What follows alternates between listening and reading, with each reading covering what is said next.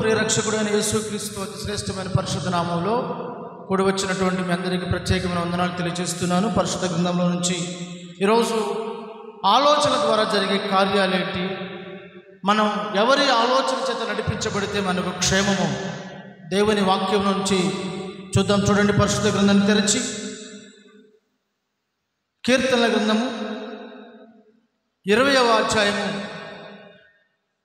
4వ వాక్య భాగాన్ని చదువుకుందాం. కీర్తనల గ్రంథము 20వ అధ్యాయము 4వ వాక్య భాగాన్ని చదువుకుందాం. నీ కోరికను సిద్ధింపచేసి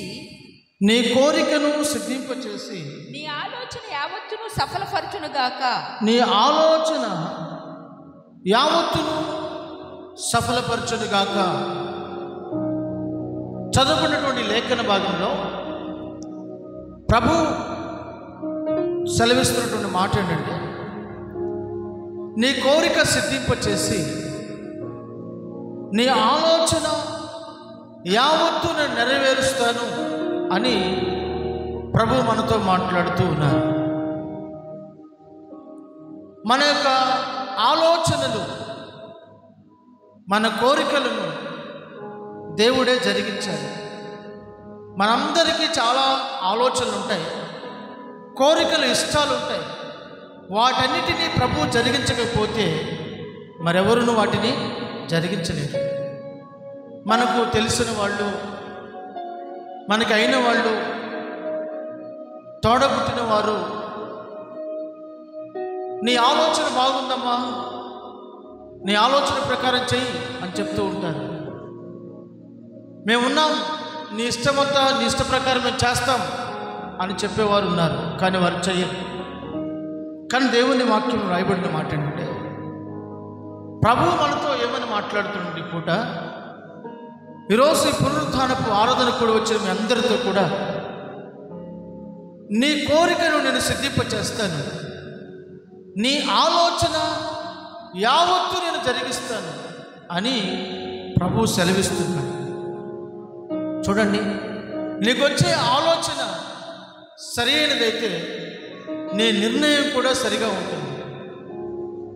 నీ ఆలోచన సరైనదైతే నీ నిర్ణయం బాగుంటుంది. నీ నిర్ణయం సరైనదైతే నీ మార్గం కూడా చక్కగా గమ్యానికి చేరుకుంటావు.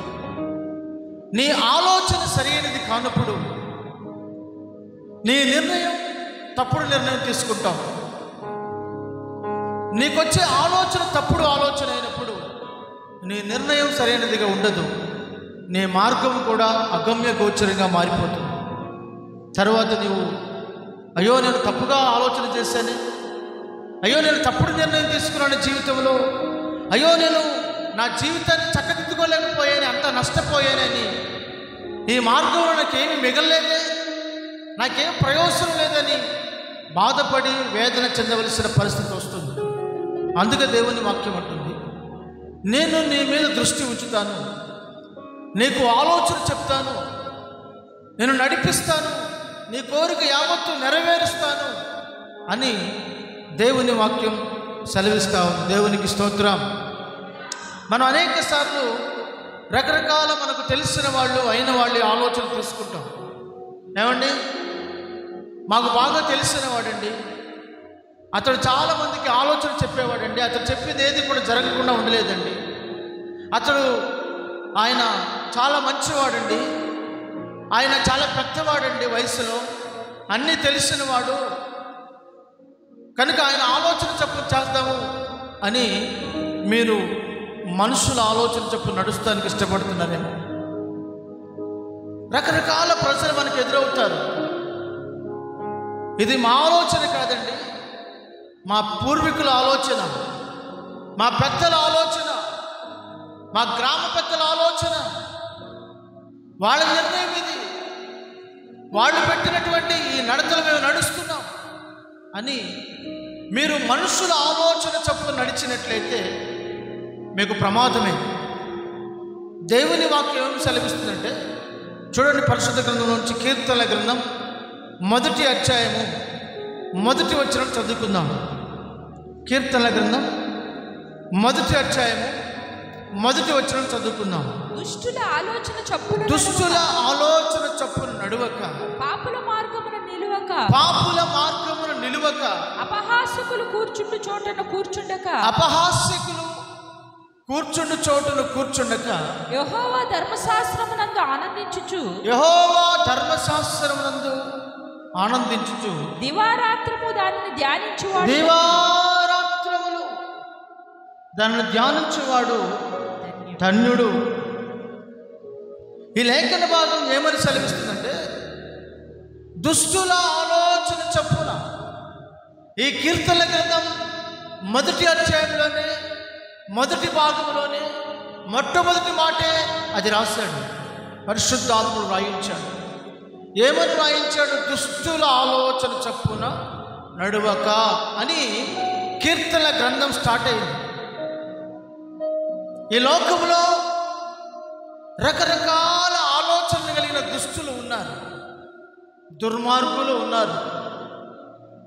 ఎదుటివారి క్షేమమును కోరక నాశనమును కోరేవారు ఉన్నారు. నీతో మాట్లాడేటప్పుడు చక్కగా మాట్లాడతారు, నిన్ను గురించి చాలా పొగుడుతారు, నీ ముందే పొగుడుతారు. కానీ పక్కకు వెళ్ళి నిన్ను గురించి రకరకాలుగా మాట్లాడుకునేవారు లేకపోలేదు.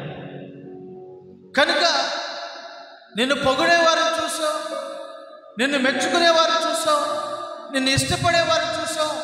వారి ఆలోచన తీసుకొనక, ఏమండి ఆయన బాగా చదువుకున్నాడండి, లా చదివాడండి. ఏం చదివాడు? లా చదివాడండి.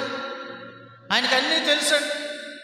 ఆయన పెద్ద పోలీస్ ఆఫీసర్ అండి, ఆయన పెద్ద రాజకీయ నాయకుడండి, ఆయన మా ఏరియాకే చాలా పెద్ద వ్యక్తి అండి, ఆయన మాట అందరూ గౌరవిస్తారండి అని నువ్వు మనుషుల ఆలోచన చప్పున నడవక, దుష్టుల ఆలోచన చప్పున నడవక, పాపుల మార్గమున నిలువక, అపహాస్యకులు కూర్చున్న చోటున కూర్చుండక నువ్వేం చేయాలట?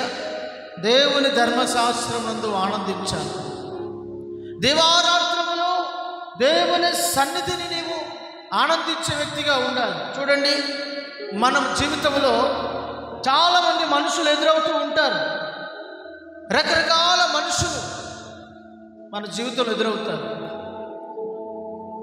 ఒక్కొక్కళ్ళు ఒక్కొక్క మాట మాట్లాడతారు, ఒక్కొక్కళ్ళు ఒక్కొక్క విషయాన్ని మనకు మోసుకొని వస్తుంటారు.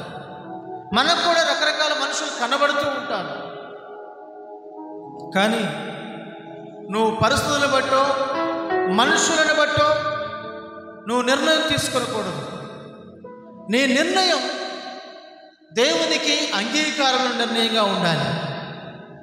ఒక వ్యక్తి తన కంటికి కనబడినటువంటి మనుషులను చూశాడు. వాళ్ళు చూసినప్పుడు వాళ్ళు చాలా చక్కగా ఉన్నారు, చాలా అందంగా ఉన్నారు, వాళ్ళకి ఏమీ తక్కువ లేదు, అంతా సమృద్ధిగా ఉంది. వాళ్ళని చూసి తన మనసులో ఏమనుకున్నాడంటే, పొద్దున్న లేచిన కాడి నుంచి ప్రార్థన ప్రార్థన ప్రార్థన ప్రార్థన, గుడి గుడి గుడి, యేసు ప్రభు యేసు ప్రభు అంటున్నావే, ఎక్కడ చూసినా వాక్యం వాక్యం, ప్రార్థన వాక్యం, దైవ సేవకులు, పాస్టర్ గారు, సంఘం, దేవుని మందిరాన్ని పరిగెడుతున్నావే, ఏంటి నీకు లాభం? కొంతమంది మనుషులు మనతో ఇలా చెప్తారు. కొన్నిసార్లు మనకే దుష్టుడు ఆలోచన పుట్టిస్తాడు. ఏంటి నీకు లాభం ఏంటి? పొద్దున్న లేచిన కానీ ప్రార్థన, బైబిల్, దేవుని మందిరం, పాస్టర్ గారు, వాక్యం, అది ఇది అని తిరుగుతూ ఉన్నావు, నీకేంటి లాభం? ఏం జరిగింది నీ జీవితంలో? వాళ్ళు చూడు, వాళ్ళని చూడమ్మా, ఒకసారి వాళ్ళని చూడు, వాళ్ళు ఎంత చక్కగా ఉన్నారు చూడు అని దుష్టుడు నీ కళ్ళకు చూపిస్తాడు. అలాగే నిత్యము దేవుని యందు భయభక్తులు కలిగి దేవుని మార్గములో, దేవుని సన్నిధిలో తన హృదయాన్ని నిందారహితముగా, తన చేతులు పరిశుద్ధముగా కాపాడుకుంటున్న ఒక వ్యక్తికి దుష్టుడు ఇవన్నీ చూపించాడు. 73వ కీర్తన 73వ కీర్తన మీరందరూ పరిశుద్ధ గ్రంథాన్ని తెరిచి చూడండి.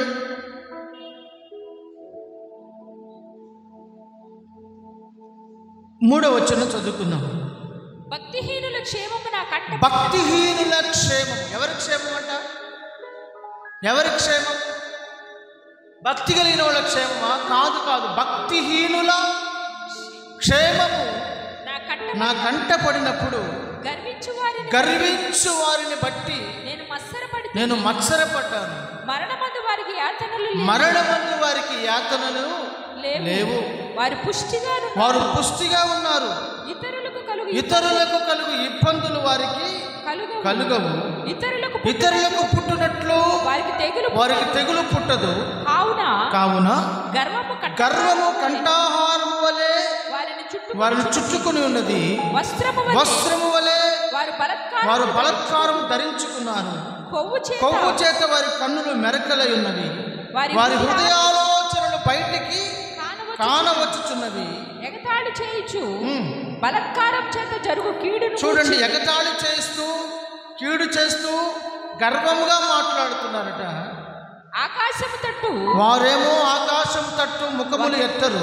వారి నాలుక భూసంచారము చేయును. వారి నాలుక ప్రపంచం అంతా చుట్టొచ్చేస్తుంది. వారి జనము వారి పక్షమున చేరును. వారి జలపానము సమృద్ధిగా చేయుదురు. దేవుడు ఎట్లు తెలుసుకొనును? మహోన్నతునికి తెలివి ఉన్నదా? చూసారండి, చివరికి భక్తిహీనులను చూసి ఈ భక్తిపరుడైనటువంటి ఈ యొక్క ఆసాపు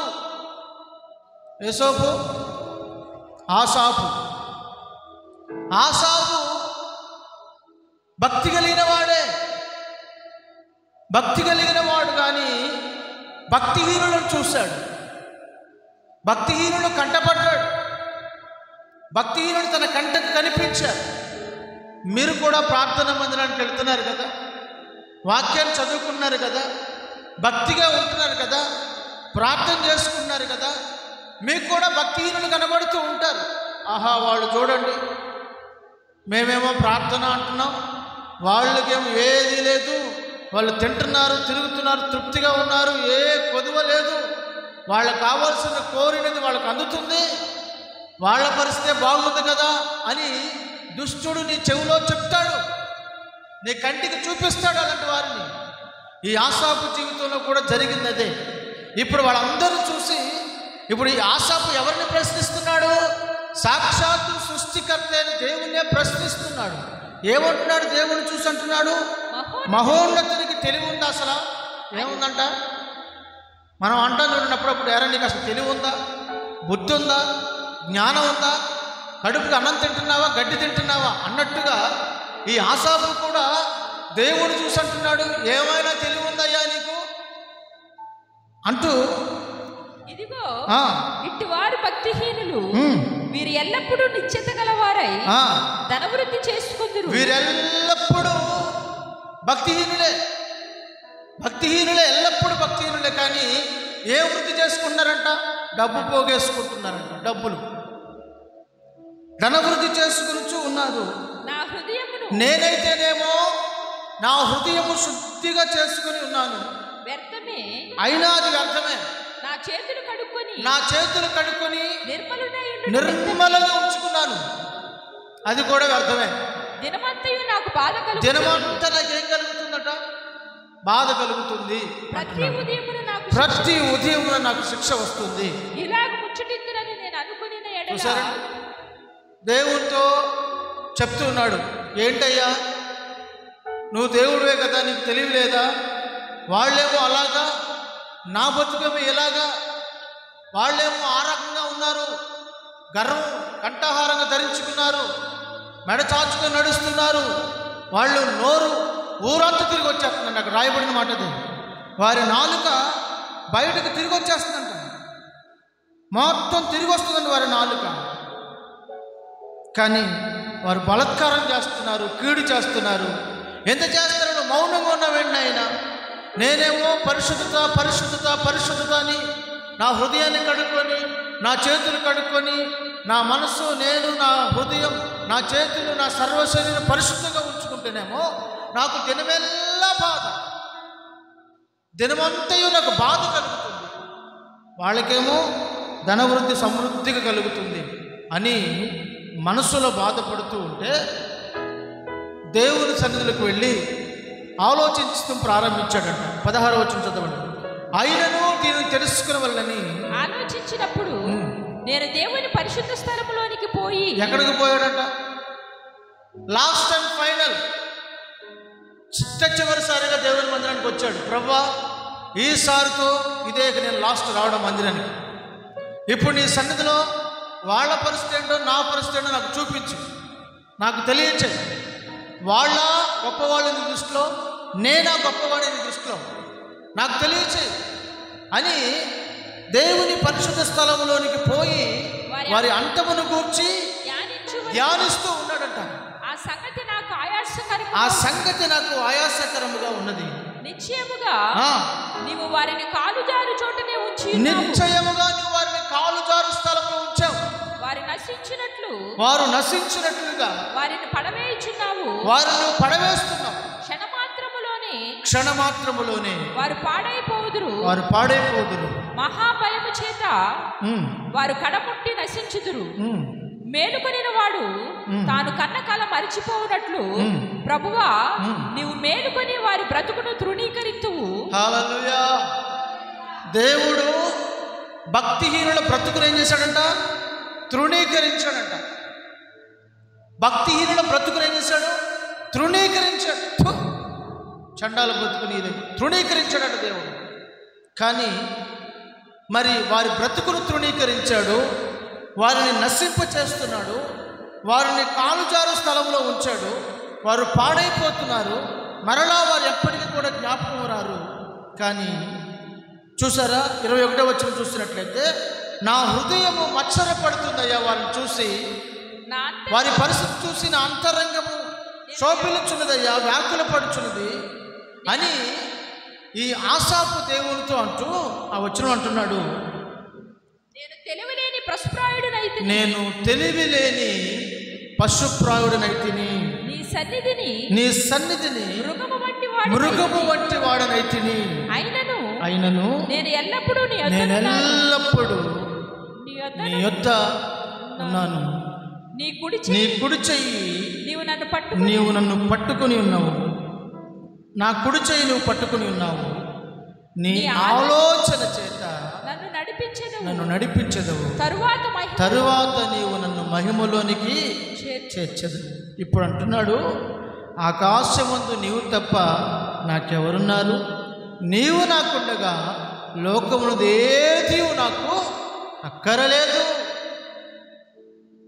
నీవు నాకుండగా లోకమునదేది నాకు అక్కరలేదు. నీవు నీ ఆలోచన చేత నన్ను నడిపిస్తావు. నా చెయ్యి పట్టుకుని నన్ను నడిపిస్తావు. అర్థమవుతుందండి? భక్తిహీనులను చూసి, బాగా తెలిసిన వారిని, అయిన వాళ్ళని, అన్నీ తెలిసిన వాళ్ళని, బాగా చదువుకున్నాడని, అందగాడని, వెనక బలగం బాగుందని మనుషుల ఆలోచన చప్పున నడువక, దుష్టులు ఆలోచన చప్పున నడువక, పాపుల మార్గం నిలువక, అపహాస్యకులు అంటే ఎవరండి? వాళ్ళ ఇంట్లో సంగతులు వీళ్ళకి, వీళ్ళింట్లో సంగతులు వాళ్ళకి, వాళ్ళ సంగతులు వీళ్ళ సంగతులు తీసుకెళ్ళి మరొకరికి చెప్పి, వాళ్ళను గురించి వీళ్ళని గురించి అపహాస్యం చేసుకుంటూ, గేలి చేసుకుంటూ, నవ్వుకుంటూ సమయాన్ని గడుపుతూ ఉంటారు కొంతమంది. సమయాన్ని వృధాగా వాళ్ళ గురించి వీళ్ళ గురించి చెప్పుకొని నవ్వుకోవడమే వాళ్ళ పని. వారు ఎవరైనా దేవుని వాక్యం చెప్తుందంటే అపహాస్యకులు. వాళ్ళకి అదొక వినోదం, అది వాళ్ళకొక విందు, అది వాళ్ళకొక సంతోషం. అలా చెప్పుకుంటేనే వాళ్ళ రోజు వెళ్ళబుచ్చుతుంది. వాళ్ళు దుష్టులు, పాపులు, వాళ్ళు దుర్మార్గులు, సాతాను మార్గములో వారు ఉన్నారు. దేవుని వాక్యం అంటుంది, అటువంటి త్రోవలను నడువక, అపహాస్యకులు కూర్చుని చోటున కూర్చుండక, నీవు దేవుని వాక్యాన్ని ధ్యానించుచు దేవుని ఆలోచన చప్పున నీవు నడుచుకో. దేవుని ఆలోచన చప్పున నీవు నడవాలి. నువ్వు ఎప్పుడైతే దేవుని సన్నిధిలో, ప్రభువా నా జీవితంలో, ఈ లోకంలో, ఈ సంసార సాగరము ఎలా ఈదాలో, ఏ సాగరం? సంసార సాగరం. ఈ సాగరాన్ని నేను ఎలా ఈదాలో నాకు తెలియదయ్యా. నా పిల్లల్ని ఎలా పోషించాలో, నా భర్తతో, నా అత్తగారితో, నాకున్నటువంటి బావలతో, మరుదులతో నేను ఎలా జీవించాలో నాకు తెలియదు నాయన. ఈ సమాజంలో నా బంధువుల మధ్యలో నేను ఎలా ఉండాలో నాకు తెలియదు నాయన, నాకు నేర్పించు అని నువ్వేం చేయాలి? ఏం చేయాలి? ప్రార్థన చెయ్యాలి. నాకు ఆలోచన చెప్పు తండ్రి అని నువ్వు దేవుణ్ణి అడగాలి. నీవు అడిగితే నా దేవుడు ఏమని మాట్లాడుతున్నాడు తెలుసిన? అడుగుడి మీకు ఇవ్వబడును. మీరు దేవుని ఆలోచన కొరకు అడగాలి. చాలామంది మీరు అడగనందు వలన దేవుణ్ణి మీకు దేవుడు ఏమీ ఇవ్వడం లేదు. కనుక నువ్వు దేవుణ్ణి అడిగి పొందుకోవాలి. నీ ఆలోచన చేతను నడిపించు తండ్రి అని. అప్పుడు ప్రభువు ఏం చేస్తాడు? నువ్వు అడిగావు కనుక దేవుడు నీకు ఆలోచన చెప్తానని వాగ్దానం చేస్తాడు. చూడండి పరిశుద్ధ గ్రంథంలో నుంచి కీర్తన గ్రంథం 32వ అధ్యాయం 8వ వచనం. కీర్తన గ్రంథం 32వ అధ్యాయం. నీకు ఉపదేశము చేసేదను, నీవు నడవవలసిన మార్గమును నీకు బోధించెదను, నీ మీద దృష్టి ఉంచి నీకు ఆలోచన చెప్పెదను. చూసారండి, దేవుడు వాక్యములు ఎంత స్పష్టంగా రాయించాడు. నీ మీద దృష్టి ఉంచుతున్నాను. ఆయన కనుదృష్టి నీ మీద ఉండాలి అని అంటే నీవు ఆయన సన్నిధిలో ప్రార్థన చేసే వ్యక్తిగా ఉండాలి. ఆయన ఎంతో భయభక్తులు గల వారి మీద ఆయన దృష్టి నిలిచి ఉంటుందంటే ఎప్పుడూ కూడా ఆయన కృప కొరకు కనిపెట్టుకున్న వారి మీద ఆయన దృష్టి నిలిచి ఉంటుంది. ఆయన గడప యొక్క కనిపెట్టుకున్న వారి మీద ఆయన దృష్టి నిలిచి ఉంటుంది. నీవు ఆయన గడప గుమ్మములో కనిపెట్టుకున్న వ్యక్తివేనా? ఆయన సన్నిధిలో నువ్వు ప్రార్థన చేసే వ్యక్తివేనా? ఆయన కృప కొరకు నువ్వు వేడుకునే వ్యక్తివేనా? అయితే దేవుని దృష్టి నీ మీద ఉంటుంది. దేవుడు తన దృష్టి నీ మీద నిలిపి నీకు ఆలోచన చెప్పి నువ్వు నడవలసిన మార్గంలో చెయ్యి పట్టి వెన్ను తట్టి నిన్ను ఆయన నడిపిస్తాడు. ఆయనే నీకు ఆలోచన చెప్తాడు. ఆయనే నీ చెయ్యి పట్టుకుంటాడు. ఆయనే నిన్ను నడిపిస్తాడు. దేవునికి మహిమ కలుగును గాక. హల్లెలూయా. ఎంత గొప్ప ప్రేమ అండి దేవునికి నీవంటే. దేవునికి నీవంటే ఎంత గొప్ప ప్రేమ. చూడండి, నీ కన్న తండ్రే నాన్న బయటికి రా, రాత్రిపూట బయటికి వెళ్ళాలి నాన్న, బయటికి రా అని పిలిచారనుకోండి, నేను ఇక్కడ నిలబడతా కానీ నీకేం కాదు, నేను ఇక్కడే ఉన్నాను వెళ్ళు అంటాను. లేదు నాన్న నాకు కొంచెం భయంగా ఉంది, నాతో అక్కడ దాకా రా అంటే నేను ఇక్కడ నిలబడ్డాక నీకేం కాదు వెళ్ళు అంటారు కదా. భయపడమాకు వెళ్ళు అంటారు. కానీ నా ప్రభు అటువంటి వాడు కాదు. నీ చెయ్యి పట్టుకొని నీకు ఆలోచన చెప్పి నీతో కూడా వచ్చేవాడు నీ దేవుడైనా యెహోవా. హల్లెలూయా, హల్లెలూయా, హల్లెలూయా. నీ మీద దృష్టి ఉంచి నీకు ఆలోచన చెప్పి నీ చెయ్యి పట్టుకుని నీతో కూడా వచ్చేవాడు నీ దేవుడు. కనుక నీవు ధైర్యముగా ఉండాలి. నీవు ఆయన సన్నిధిని ఆలోచన తీసుకునే వ్యక్తిగా ఉండాలి. దేవునికి స్తోత్రం. కొన్నిసార్లు మన జీవితంలో ఏం జరుగుతుందో తెలుసునా? మనతోనే ఉంటారు, మన ఇంట్లోనే ఉంటారు, మన కుటుంబంలోనే ఉంటారు, మనతో బాగానే మాట్లాడతారు, మన బంధువులే, మన సంఘస్థులే, మన వాళ్ళే, మా వాళ్ళే, నా స్నేహితుడే, నాకు అయిన వాడే, నా మనసు ఎరిగిన వాడే, నా స్నేహితుడే అనుకుంటాం చాలాసార్లు.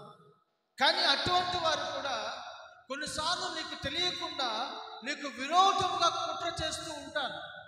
ఏం చేస్తుంటారండి? కుట్ర చేస్తూ ఉంటారు. అట్లాంటి ఒక చరిత్ర బైబిల్ గ్రంథంలో జరిగిన ఒక చరిత్ర మీకు తెలియచేస్తాను. ఆయన ఒక పెద్ద పేరు మోసిన ఒక మంచి రాజు, చాలా మంచి రాజు. ఆ రాజు దేవునికి చాలా ఇష్టమైన వాడు. దేవుడు కూడా అతన్ని చాలా ఇష్టపడ్డాడు. దేవుడే అతన్ని ప్రేమించి అతన్ని గొప్ప చేసి అతనికి రాజ్యాన్ని ఇచ్చి గొర్రెల దొడ్డిలో నుంచి రాజ్యం అప్పగించాడు. రాజ్య పరిపాలన చేస్తున్నాడు. అతని పేరు దావీదు. అయితే ఈ రాజుగా దావీదు పరిపాలన చేస్తూ ఉన్నప్పుడు తన కుమారుడు తండ్రికి విరోధముగా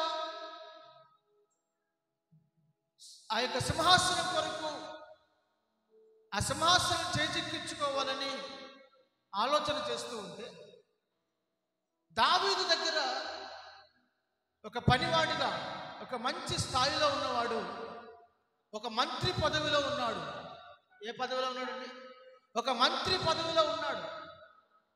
మంత్రి పదవిలో ఉండి రాజుకే ద్రోహం చేయాలని ఆలోచన చేస్తున్నాడు. చూడండి, ఇట్లాంటి వారు సమాజంలో ఉంటారు, సంఘాల్లో ఉంటారు, రాజకీయ నాయకుల్లో కూడా ఉంటారు. ఎక్కడ చూసినా మనతో ఉండి మన తిండి తిని మన ఉప్పు తిని మన ఇంటి వాసన లెక్కేటటువంటి వారు మనకి ఎక్కడికి వెళ్ళినా కనబడుతూ తారసపడుతూనే ఉంటారు. అటువంటి ఒక వ్యక్తి, అతని పేరు ఏంటంటే అహీతోపేలు. ఏ పేరు? అహీతోపేలు. అందరు చెప్పండి. చూడండి పరిశుద్ధ గ్రంథంలో నుంచి సమూయేలు 2వ గ్రంథం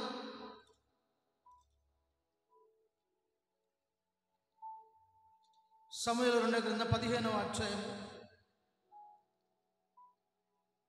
12వ వచనం చదువుకుందాం.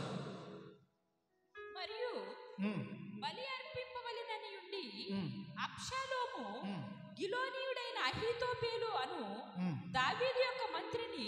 చూడండి, దావీదు యొక్క మంత్రి అహీతోపేలు అను దావీదు యొక్క మంత్రిని గిలో అను అతని ఊరి నుండి పిలిపించి ఉండెను.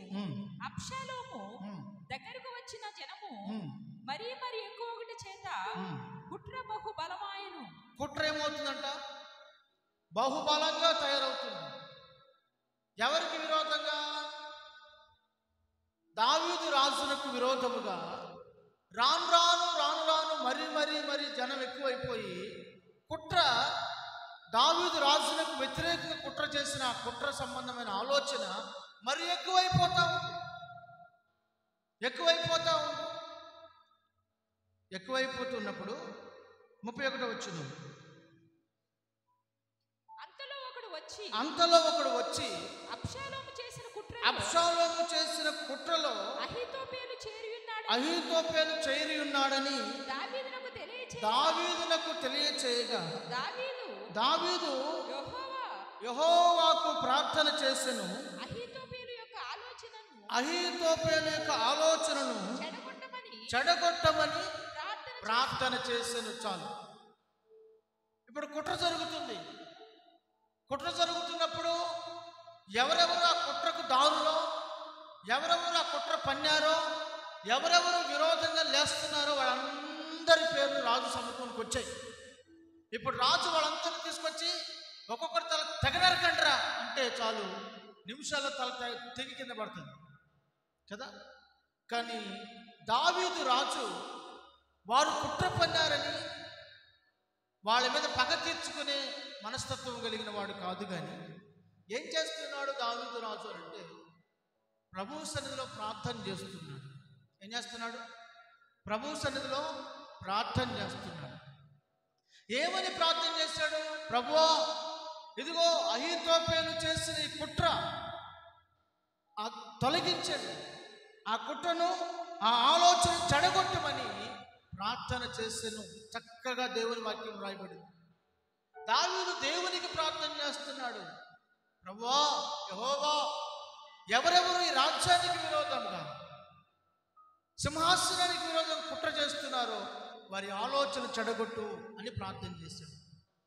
ఈ రోజున నీ కుటుంబానికో, నీ సంఘానికో, నీ బిడ్డలకో, నీ ఉద్యోగానికో ఎవరు ఎటువంటి ఆలోచన చేసినా నువ్వు కీడుకు ప్రతి కీడు చేయక ఏం చేయాలి?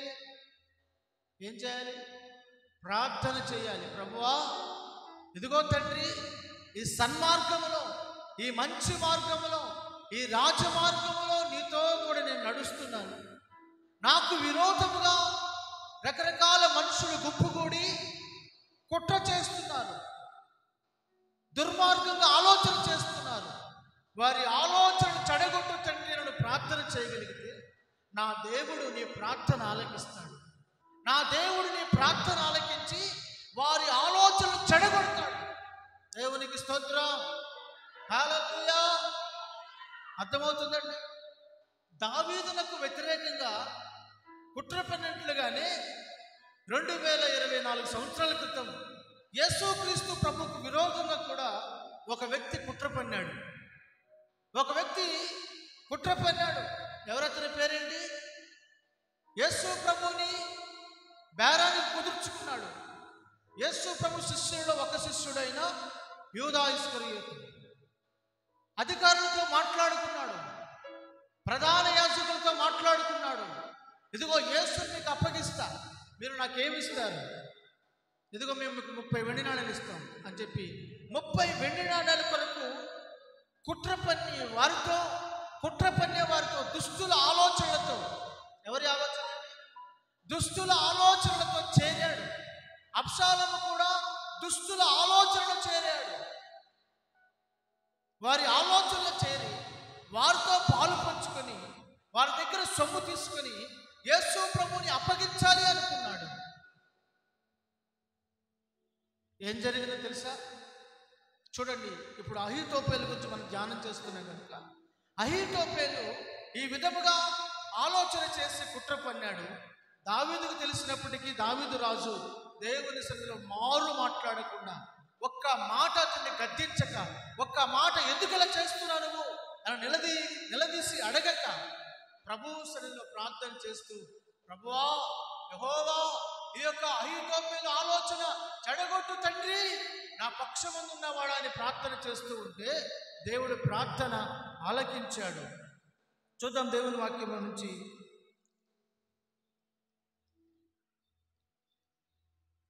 17వ అధ్యాయము 22, 23 వచనం చదువుకుందాం. దావీదును అతని యొద్ద జనులందరూ లేచి యోర్దాను నది దాటిరి. తెల్లవారినప్పటికీ నది దాటి ఉండిన వాడు ఒక్కడు కూడా నది దాటకుండా ఉన్నవాడు లేడు. అందరు నది దాటేశారు. అహీతోపేలు తాను చెప్పిన ఆలోచన జరగకపోవుట చూచి గాడిదకు గంత కట్టి ఎక్కి తన ఊరునున్న తన ఇంటికి పోయి తన ఇల్లు చక్కబెట్టుకుని ఉరిపోసుకుని చనిపోయాను. చాలు. చూసారండి ఎంత ఘోరంగా ముగిసిందో తన చరిత్ర. ఎవరి చరిత్ర? అహీతోపేలు చరిత్ర. ఇతని పోస్ట్ ఏంటి? మంత్రి పదవి, చక్కని ఉద్యోగం, రాజు దగ్గర మంచి ఉద్యోగం చేసుకోవచ్చుగా నమ్మకంగా. కొంతమందికి పుట్టు పడుతుందండి. దేవుడు ఏదైనా చిన్న ఉద్యోగం ఇచ్చాడు అనుకో, ఆ ఉద్యోగంలో నమ్మకంగా ఉండరు. అక్కడ పుండు పడుతుంది దుష్టుడు ఆలోచన. దుష్టుడు చెప్తాడు, ఏంటి నువ్వు ఎంతకాలం ఇది చేస్తావు? కొంచెం అబద్ధవాడు ఏమైంది? కొంచెం దొంగతనం ఏమైంది? కొంచెం తెచ్చుకో, డబ్బులు వాళ్ళు ఇస్తానని తెచ్చుకో, తప్పేముంది? మంచి విలువైన వస్తువు తెచ్చేసి దాచేసుకొని ఇంట్లో ఏమైంది? తప్పేముంది అందులో? దుష్టుని ఆలోచన. ఎవరు చూసారులే, వాళ్ళ దగ్గర డబ్బులు తీసుకో, పర్లేదు నీ ఇష్టం ఎంతమంది చేయట్లేదు ఏంటి? దుష్టుని ఆలోచన. ఈ దుష్టుని ఆలోచన చప్పున నడిచి మంచి పదవిలో ఉన్నటువంటి మంత్రి పదవిలో ఉన్నటువంటి అహీతోపేలు తన ఆలోచన, తాను చెప్పిన ఆలోచన చప్పున జరగకపోవుట చూచి తన ఊరికి వెళ్ళిపోయి తన ఇల్లంతా చక్కబెట్టేసుకొని ఊరిపోసుకొని చచ్చాడంట. ఏమయ్యాడు? ఊరిపోసుకొని చచ్చాడు. యూదా ఇస్కరియోతు కూడా అంతే చేశాడు. తన ఆలోచన చప్పున జరగాలనుకున్నాడు, దుష్టుని ఆలోచన చప్పున నడిచాడు.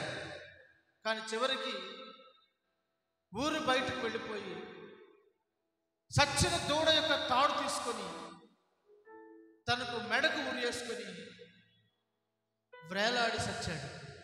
అంతే. దుష్టుని ఆలోచనలన్నీ కూడా దేవుడు ఏం చేస్తాడు? భగ్నం చేస్తాడు, లయపరుస్తాడు. నీతికి విరోధముగా గుంపు కూడినది ఏది కూడా నిలవదు. దేవుని వాక్యం అంటుంది, నాకు విరోధముగా రూపించబడిన ఏ ఆయుధము వర్తిల్లదు.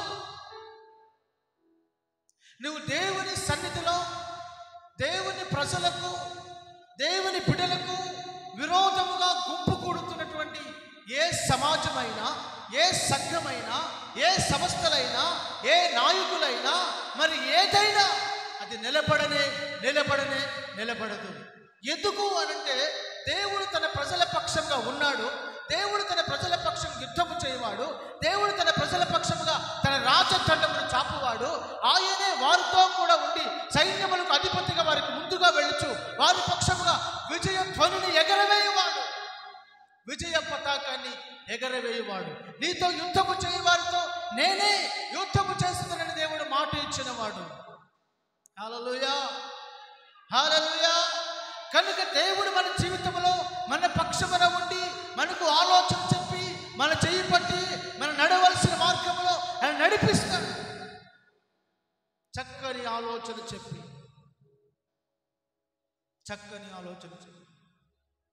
నువ్వు ఎవరి ఆలోచన తీసుకుంటున్నావు? నువ్వు తీసుకునే నీ ఆలోచనను బట్టి నీ ఆలోచన నీకు ఒక నిర్ణయాన్ని ఇస్తుంది. నీ నిర్ణయమే నీ గమ్యాన్ని నిర్దేశిస్తుంది. కనుక నీ నిర్ణయం, నీ ఆలోచన సరైనదైతే నీ నిర్ణయం సరైనదే. నీ నిర్ణయం సరైనదైతే నీ మార్గం కూడా సరైనది. కనుక దేవుని యొద్ద నుండి నువ్వు ఆలోచన తీసుకుంటున్నావా? మనుషుల యొద్ద నుండి నువ్వు ఆలోచన తీసుకుంటున్నావా? అహీతోపేలు ఎంత దుర్మార్గంగా ఆలోచన చేసినా దేవుడు అతని కుట్రను భగ్నం చేశాడు. చివరికి తన ఉద్యోగం పోయింది, తన కుటుంబాన్ని పోగొట్టుకున్నాడు, సమస్తం నష్టపరుచుకున్నాడు, ఉరిపెట్టుకొని చచ్చాడు. అంతే. తాను తీసుకున్న గోతిలో తాను పడ్డాడు. తాను తీసుకున్న నిర్ణయం తనకు చివరికి మిగిల్చింది మరణం. తను తీసుకున్న నిర్ణయం, తన ఆలోచన తనకు కన్నీరుగా విలపించేలాగా, ప్రాణమే తీసుకునేలా చేసింది. కనుక మన జీవితంలో మనము దేవుని ఆలోచన చొప్పున నడిచిన వారమైతే మనకు అది ఎంతో ఆశీర్వాదకరం. ఆసాపు అంటున్నాడు కదా, ఇదిగో అయ్యో నేను నీ సన్నిధిని పశుప్రాయుడు వంటి వాడనైతే మృగములా ప్రవర్తించాను. నా దేవుని, సర్వోన్నతుడైన దేవుని తెలివుందా అని అడిగి ప్రశ్నించాను. అయ్యో వారి స్థలం ఎక్కడ, నేనున్నది ఎక్కడ? వారిని కాలు జారు స్థలమునందు నువ్వు ఉంచావు. వారు భక్తిహీనులు, మరి ఎన్నటికీ జ్ఞాపకానికి రారు. కానీ నేనైతే నీ కుడి చేతిలో ఉన్నాను. దేవునికి స్తోత్రం, హల్లెలూయా. నీ ఆలోచన చేత నీవు నన్ను నడిపించదవు, తరువాత నీవు నన్ను మహిమలోనికి చేర్చుకుందువు. ఇప్పుడైతే నేను ఆయన చేతిలో ఉన్నాను, ఇప్పుడైతే నేను ఆయన చేతిలో దాచబడ్డాను. ఆ తరువాత ఈ భూమి మీద ఉన్నంతకాలం నాకు ఆలోచన చెప్పి నడిపిస్తున్నాడు. ఆ తరువాత నేను మహిమలోనికి చేరబోతున్నాను.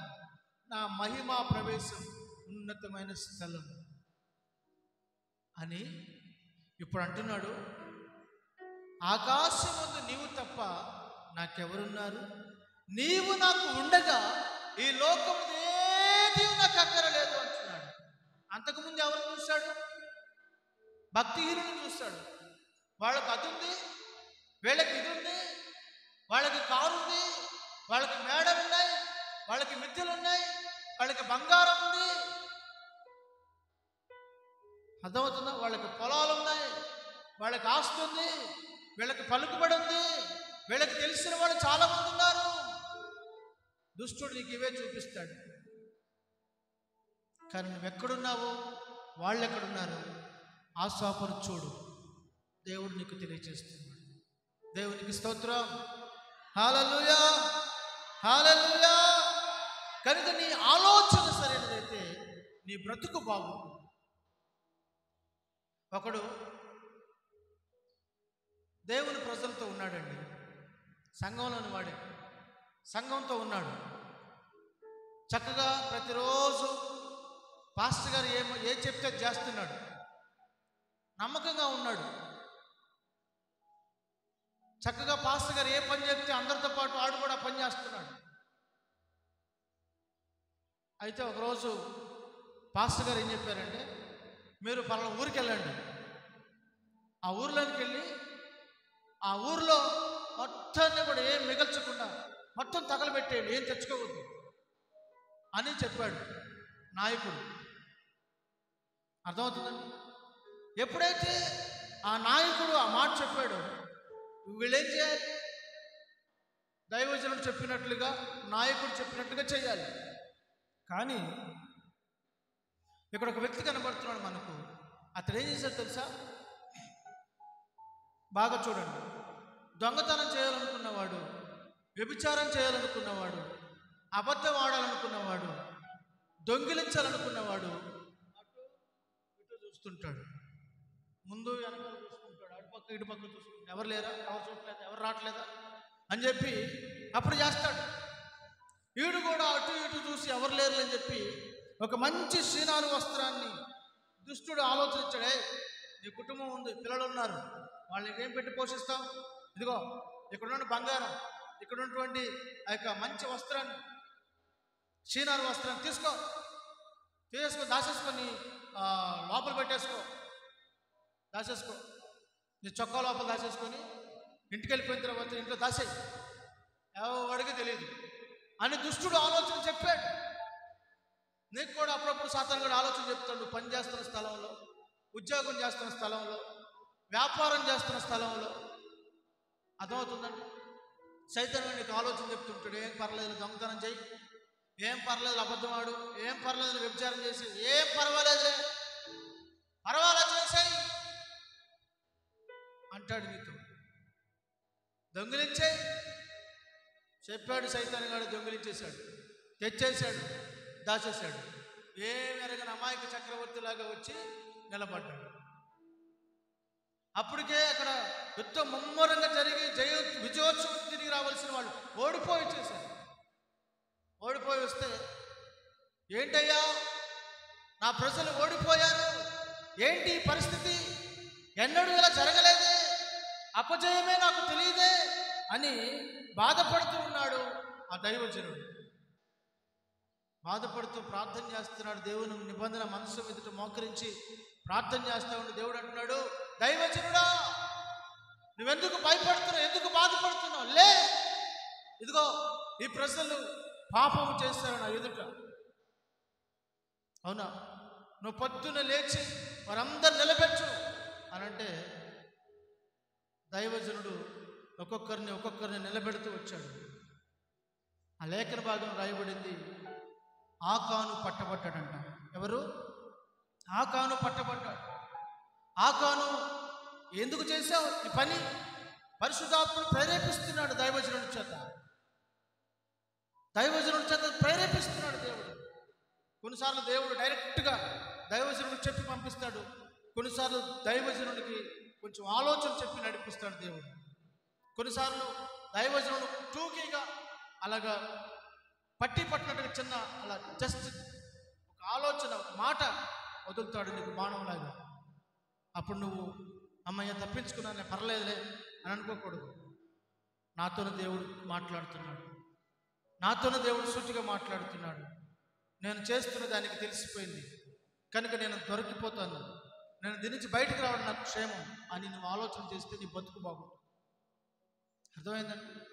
ఎంతమందిని నిలబెట్టి ఒక్కొక్కరిని పరీక్షించుకుంటూ వస్తే ఈ ఆకాను పట్టబడ్డాడు. చదువున్న మాట యెహోషువ గ్రంథం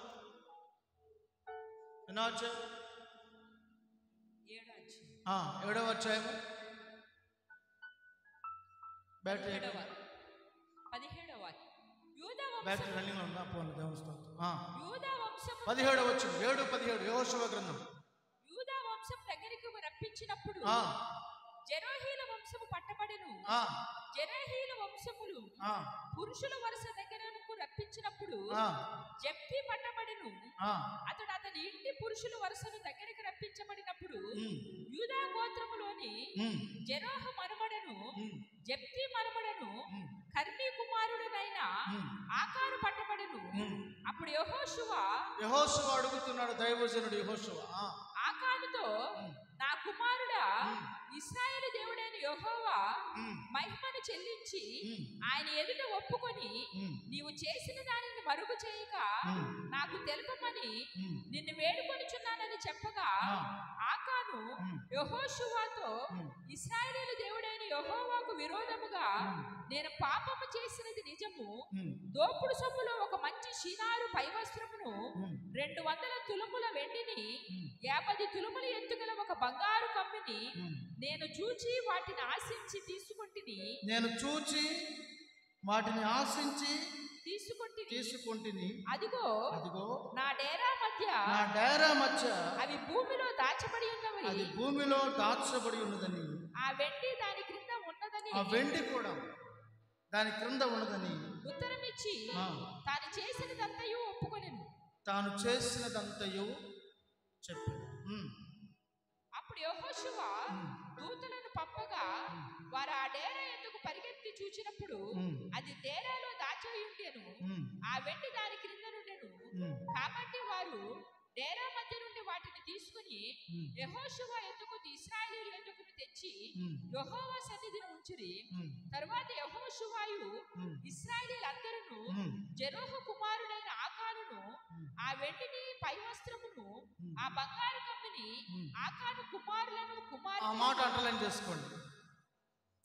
తను తెచ్చుకున్నాడు, దాచుకున్నాడు, నిజం చెప్పాడు, వెళ్ళి దూతలు పంపించాడు, వాటన్నింటిని తెప్పించాడు, అంతటితో వదిలిపెట్టాడు. ఇప్పుడు నెక్స్ట్ మనం చదవబోతున్న చాలా భయంకరమైన డేంజర్ జోన్, భయంకరమైన పరిస్థితి అతనికి రాబోతుంది. నువ్వు కూడా చాలాసార్లు ఇలాగే అనుకుంటావు, నేను చేసేసాను, ఒప్పుకున్నాను, దేవుని దగ్గర విడిచిపెట్టేశాను, నాకు ఇంకేం బ్యాక్, నాకు ఇంకేం పర్వాలేదు, నాకు ఇంకేం కాదు, అయిపోయింది,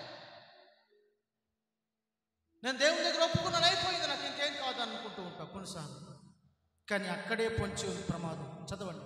ఆకాను కుమారులను, ఆకాను కుమారులను, కుమార్తెలను, కుమార్తెలను, ఎద్దులను, ఎద్దులను, గాడిదలను, గాడిదలను, మందను, మందను, డేరాను వారికి కలిగిన డేరాను వారికి కలిగిన సమస్తమును పట్టుకొని ఆకోరు లోయలోనికి తీసుకుని వచ్చిరి. ఎక్కడ తీసుకొచ్చారంట?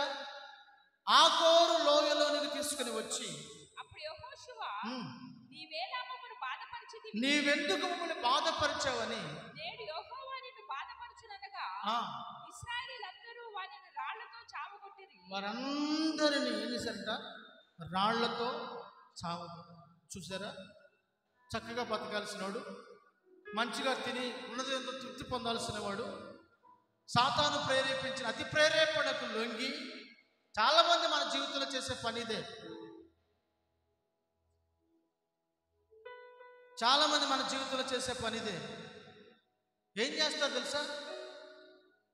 సాతాను ఏం చెప్తే అది చేసి, ఎక్కడికి పడితే అక్కడికి వెళ్ళి, ఎలా పడితే అలా మాట్లాడి, ఎలా పడితే అలా నడిచి, ఏది పడితే తెచ్చుకొని నష్టం తెచ్చుకుంటారు. ఇప్పుడు ఆకాను కూడా సాతాను ప్రేరణకు, సాతాను ఆలోచనకు లోబడి తాను తెచ్చుకొని, తను మాత్రమే కాకుండా అభోశుభం ఎరుగని, ఏ పాపం ఎరుగని తన కుటుంబం అంతటికి నష్టం తెచ్చిపెట్టాడు. తన కుటుంబం అంతా కూడా తనను బట్టి బాధించబడింది. తన కుటుంబంలో అందరూ తన కలిగిన సమస్తము కూడా ఆకోరు లోయలో రాళ్ల చేత చంపబడ్డారు. రాళ్ల చేత ఏమయ్యారు? చంపబడ్డారు. ఈ రోజున మనుషులు నీ మీదకి రాళ్ళు విసురుతున్నారు. రాళ్ళు అంటే అర్థం ఏంటి? నిజంగా రాళ్ళు కాదు, రాళ్ళు లాంటి మాటలు నీ మీద విసురుతున్నారు అని అంటే, నిన్ను గూర్చి రకరకాల చెడుగా చండాలుగా చెప్పుకున్నారంటే నువ్వు దేవునికి విరోధంగా ఎక్కడో తప్పు చేసావు. దేవునికి విరోధంగా ఎక్కడో వ్యతిరేకంగా ఏదో చేశావు. నేను ఎప్పుడో చేశాను అయిపోయింది అని అనుకోవచ్చు, కానీ ఆ శిక్షా ఫలము దేవుడు విడిచిపెట్టాడు. ఆకాను చేసిన తప్పును బట్టి ఆ కుటుంబం అంతా కూడా రాళ్ల పాలయ్యింది, మనుషుల చేత చావగొట్టబడ్డారు. ఈ రోజున కత్తిపోటు లాంటి మాటలు, సూటిపోటి మాటలు, డైరెక్ట్గా మాట్లాడే మాటలు రాళ్ళు విస్తున్నట్లుగా నీ గుండెకు తగలడం లేదా? కత్తితో నీ గుండెని పొడిచినట్లుగా నీ హృదయాన్ని ఖాయమవటం లేదా? ఇన్ని మాటలు అనుభవించడం గల కారణం ఏమిటి తెలుసిన? నువ్వు చేసిన దేవునికి విరోధమైన పాపమే. సాతానునికి చెప్పిన ఆలోచన చొప్పున నడుచుకోవడమే దానికి కారణం. ఇప్పుడైనా నువ్వు దాన్ని విడిచిపెట్టి ఇకనైనా నువ్వు మనస్సు ఎరిగి, దేవుని మనస్తత్వాన్ని ఎరిగి, ప్రభువా నా మనస్సులో నేను చెప్పినట్లుగా నా ఆలోచన చప్పున కాక నీ ఆలోచన చప్పున నేను నడుస్తానని నువ్వు తీర్మానం చేసుకోగలిగితే దేవుడు తన ఆలోచన నీకు ఇచ్చి నేను నడిపిస్తాడు. దేవునికి స్తోత్రం. హల్లెలూయా, హల్లెలూయా, హల్లెలూయా. సాతాను ఆలోచన ద్వారా నీ హృదయంలోనికి వస్తాడు. సాతాను నీ హృదయంలోనికి వచ్చి లేనిపోయిన ఆలోచన చెప్తాడు. ఆ ఆలోచనలు కనుక నువ్వు జరిగిస్తే నువ్వు నష్టపోతావు. నువ్వేమవుతావు? నష్టపోతావు. కనుక నీవు దేవుని ఆలోచన చొప్పున నడవాలి, కానీ సాతాను ఆలోచన చొప్పున నువ్వు నడవకూడదు.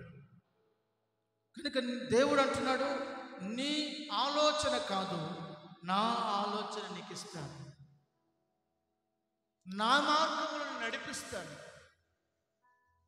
నీ మార్గము కాదు నా మార్గము. నువ్వు కోరుకోవలసింది కూడా అదే. ప్రభువా నీ మార్గములో నీ ఆలోచన నీ దృష్టి నాపై ఉంచి నేను నడిపించు, నా చేయి పట్టుకుని నడిపించు. నీవు నా తండ్రివి అని నువ్వు దేవుణ్ణి అడగాలి, ప్రార్థన చేయాలి. దేవునికి స్తోత్రం. హల్లెలూయా. చివరిగా మరొక వాక్య భాగం చదువుకొని మనం ముగించుకుందాం. చూడండి, అపోస్తల కార్యములు 8వ అధ్యాయం 22వ వచనం. 8వ అధ్యాయం 22వ వచనం.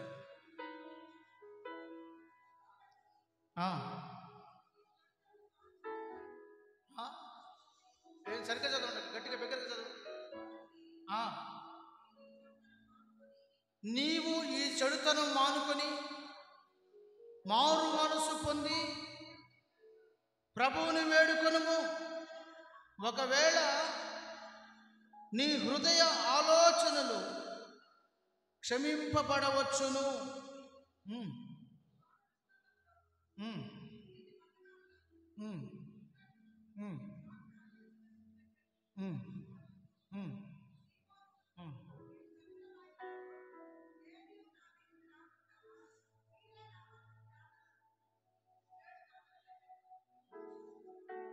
దేవునికి స్తోత్రం.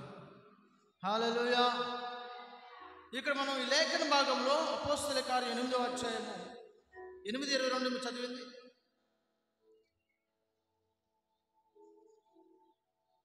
8వ అధ్యాయం 22వ వచనంలో ఇక్కడ మనకు ఎవరు కనబడుతున్నారు అని అంటే గారడీ సీమోను కనబడుతున్నాడు.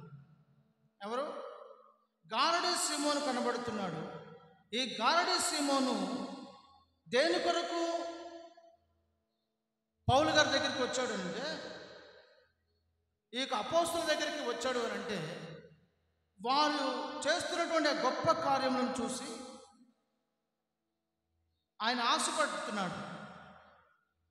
నేను కూడా ఈ వరం పొందుకోవాలి, నేను కూడా అద్భుతాలు చేయాలి అని అద్భుతాలు జరుగుట చూచి విభ్రాంతి నుండి వాటి మీద లక్ష్యం ఉంచి ఈ గారడీ సీమోను యొక్క ఆలోచన ఎటువంటి ఆలోచనట?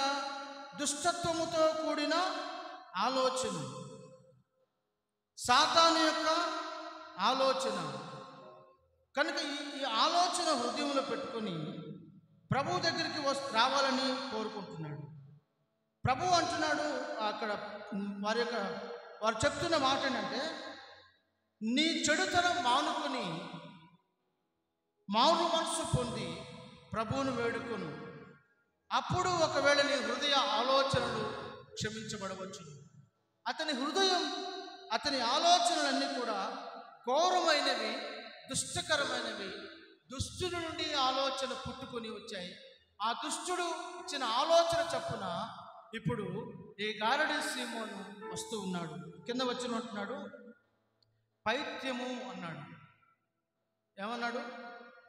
దుష్టత్వములోను దుర్నీతి బంధకములను ఉన్నట్టు నాకు కనబడుచున్నది అని చెప్పినప్పుడు ఆ కింద వచ్చిన కింద ఫుట్నోట్లో 3 అని అంకేసి చేదైన పైత్యం. అర్థమైందండి? చేదైన పైత్యం. కొంతమందికి అప్పుడప్పుడు ఈ చేదైన పైత్యం పట్టుకుంటుంది. ఏ పైత్యం? చేదైన పైత్యం. ఎరా నీకేమైనా పైత్యం ఎక్కువైంది అంటారు చూడండి. అప్పుడప్పుడు ఏమన్నా పైత్యం తలకెక్కిందా నీకు? ఎట్లా ప్రవర్తిస్తున్నావు, ఎట్లా మాట్లాడుతున్నావు అంటారు చూడండి. అలాగూ చేదైన పైత్యం అతను తలకెక్కింది. ఆ దుష్టత్వం అంటది. దుష్టత్వం, దుష్టుని ఆలోచన అతనికి ఎక్కి దేవుని వరమును డబ్బుతో కొనాలనుకున్నాడు. నాకు అమ్మండి, ఆ వరం నేను కొనుక్కుంటాను అన్నాడు. వెంటనే దైవజనుడు అంటున్నాడు, ఏమంటున్నాడంటే అక్కడ, నీ చెడుతనం మానుకొని మారు మనసు పొందు.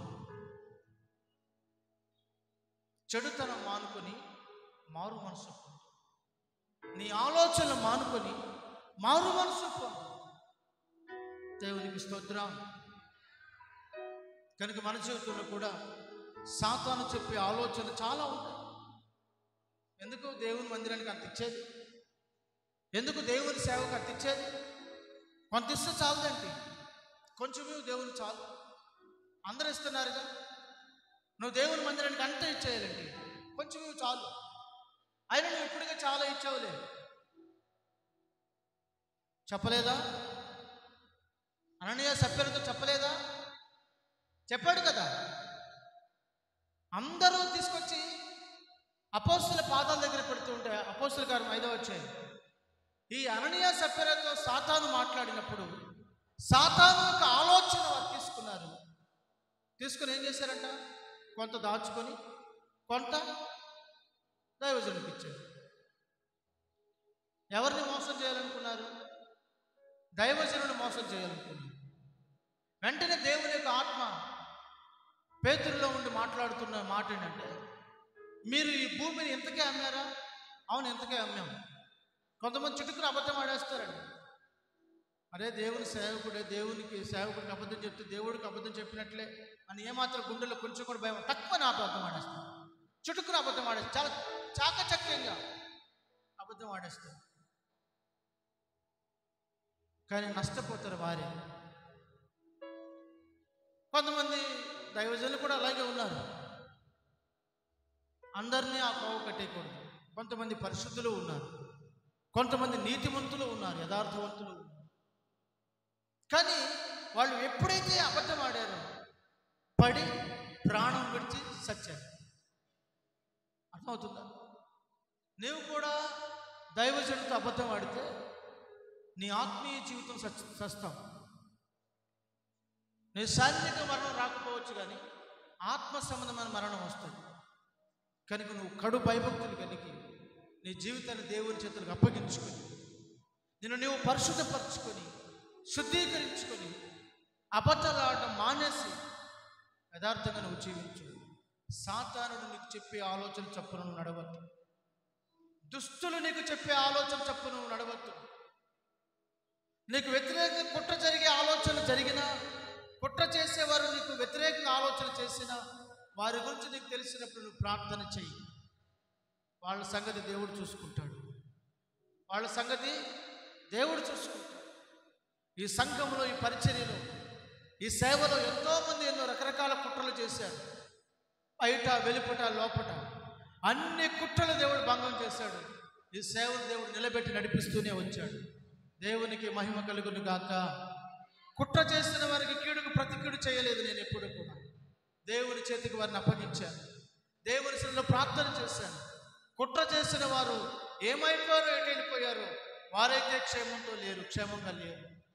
కానీ మనమైతే ఆయన కృపలో, ఆయన చేతిలో ఉన్నాం. దేవునికి మహిమ కలుగును గాక. హల్లెలూయా. కనుక నువ్వు విరోధంగా కుట్ర చేసే వారి వలె నువ్వు కుట్ర చేయక, నువ్వు దేవుని హస్తాలకు అప్పగించుకొని, సమర్పించుకొని, నువ్వు ప్రార్థన చేస్తూ నువ్వు దేవుని సన్నిధిలో సాగిపోవాలని దేవుడు నీకు తెలియజేస్తున్నాడు. దేవుని ఆలోచన నీకు శ్రేయస్కరం. ప్రార్థన చేసుకుందాం. అందరు మోకరించి ప్రతి ఒక్కరు కూడా ప్రభు సన్నిధిలో మీ హస్తాలను దేవుని చేతులకు అప్పగించుకొని, ప్రభువా, ఇంతవరకు తేటగా సూటిగా నాతో నువ్వు మాట్లాడావు. దుష్టుల ఆలోచన చప్పున నడవక నీ మార్గములు నడిచే కృప నాకు అనుగ్రహించయ్యా. మీరు వాగ్దానం చేశారు, నీ కోరిక సిద్ధింపచేసి నీ ఆలోచన యావత్తు నెరవేరుస్తాను మీరు మాట ఇచ్చారయ్యా. తండ్రి, నేను కూడా ఆశాపు వలె అనేక సార్లు దుష్టుల క్షేమమును చూసి, నైనా భక్తిహీనుల క్షేమమును చూసి మత్సరపడ్డాను. తండ్రి, నా హృదయములో లోపల నాకేంటి లాభం, నాకేంటి ప్రయోజనం, నా బ్రతికితేనా అనుకున్నాను. కానీ వాళ్ళ పరిస్థితి చూపించారు, నన్ను నేను ఎక్కడ ఉన్నానో చూపించాను. ప్రభువా, ఆశాపుకు చూపించావు, నిజమే తండ్రి. వారందరినీ కాలు జారు స్థలముందు నువ్వు ఉంచావు. నన్నైతే నీ కుడి చేతితో పట్టుకుని ఉన్నావు. నన్ను నీ యొక్క క్షేమముగా ఉంచావు. నీ ఆలోచన చేత నీవు నన్ను నడిపించదవు. ఆ తరువాత నీవు నన్ను మహిమలోనికి చేర్చదవు. నీవు నాకు ఉండగా ఈ లోకం ఏది నాకు అక్కరలేదని ఆశాపు పలికినట్లుగా ఈ పూట మేము కూడా నీ సన్నిధిలో అదే చెప్తున్నాము నాయన. నీవు మాకుండగా లోకం ఏది మాకు అక్కరలేదయ్యా. మనుషుల ఆలోచనలు కాదు మాకు కావలసినది, రాజకీయ నాయకుల ఆలోచనలు కాదు మాకు కావలసినది నాయన. అయ్యా, తెలిసిన వాళ్ళు, చదువుకున్న వాళ్ళు, ఆయన ఉన్నత స్థితిలో ఉన్న వారి ఆలోచన కాదయ్యా, మా బంధువుల ఆలోచనలే కాదయ్యా. నా తండ్రి, నీ ఆలోచన చొప్పున మమ్మల్ని నడిపించండి తండ్రి. మీరు సెలవిచ్చారు. ప్రార్థన చేసుకుందాం. నీ మీద దృష్టి ఉంచి నీకు ఆలోచన చెప్తాను మాట ఇచ్చారయ్యా. ఆ మాట ప్రకారం నడిపించమని ప్రార్థన చేసుకుందాం. దైవ సేవకుల కొరకు ప్రార్థన చేస్తూ ఉండగా అందరూ ప్రార్థనలో ఏకీభవించండి. ప్రార్థన చేసుకుందాం. స్తోత్రం స్తోత్రం స్తోత్రం తండ్రి, స్తోత్రం నాయన. పరిశుద్ధుడా, ప్రేమ